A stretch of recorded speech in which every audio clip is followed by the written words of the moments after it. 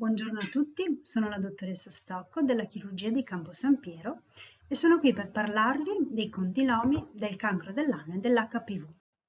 HPV, ovvero papillomavirus umano, è un virus a DNA molto diffuso di cui ne esistono più di 200 tipi ed ha un'affinità per la cute e per le mucose.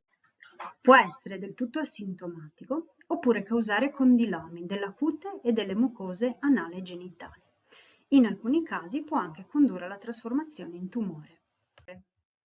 Si trasmette per contatto orale o genitale con un partner infetto, quindi prevalentemente per via sessuale, anale, vaginale, orale, ma anche tramite contatto stretto o utilizzo di sex toys. Circa l'80% della popolazione sessualmente attiva ne è affetta, con un picco tra i 15 e i 25 anni. Il rischio di infezione aumenta con il numero dei partners e un'infezione asintomatica può facilmente essere diffusa. La maggior parte delle infezioni si risolve entro 12 mesi perché il virus può regredire spontaneamente. In alcuni casi però può entrare in uno stato latente e poi riattivarsi. Il problema sono le infezioni persistenti che aumentano il rischio di trasformazione tumorale, anche se non tutte progrediscono. Il rischio di tumore, quindi, aumenta per infezioni persistenti con tipi di virus ad alto rischio, come ad esempio l'HPV 16 o 18, che sono responsabili del 70% dei carcinomi della cervice uterina e del 90% del carcinoma squamoso anale, ma anche orofaringeo, vulvare, vaginale, peniano. Esistono altri tipi di HPV ad alto rischio responsabili in misura minore di questi tumori. Esistono poi degli HPV a basso rischio, come il numero 6 e 11, responsabili del 90% dei casi di condilomatosi. L'incidenza nella popolazione generale è aumentata negli ultimi 30 anni. HPV può essere presente all'interno di un epitelio normale e in alcuni casi causare una trasformazione, quindi passare dal condiloma a un vero e proprio tumore invasivo. Ma quali sono i soggetti a rischio di cancro? Soggetti con condilomatosi anogenitale perché possono avere sia virus ad alto rischio che a basso rischio.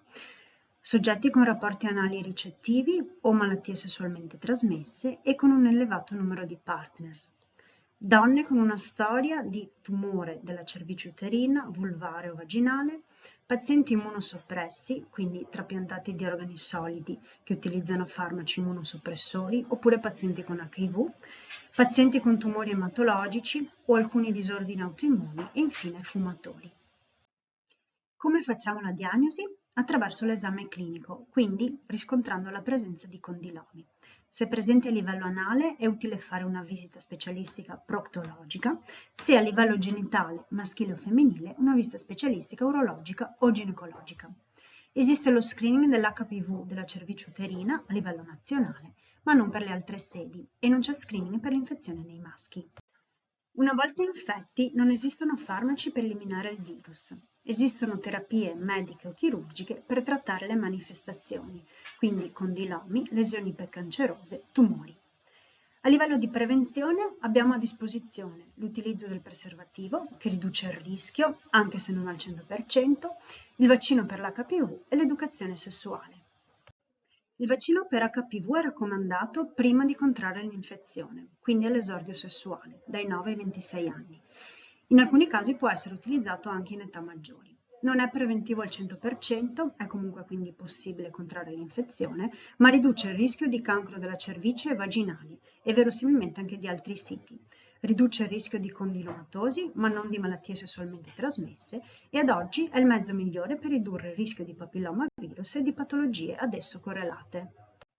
Il vaccino per HPV è raccomandato per i pazienti con HPV ad alto rischio, i lavoratori esposti, quindi ospedalieri, omosessuali, soggetti con promiscuità sessuale ed esposti ad uso di droghe. Se volete maggiori informazioni potrete trovarle presso questi siti, up to date tramite il vostro medico curante, WHO, quindi Organizzazione Mondiale della Sanità, AIFA, Agenzia Italiana del Farmaco, National Comprehensive Cancer Network e altre riviste scientifiche. Cosa portiamo a casa da questa chiacchierata? L'importanza della prevenzione, quindi l'utilizzo del preservativo, il vaccino per l'HPV e l'educazione sessuale. Grazie dell'attenzione.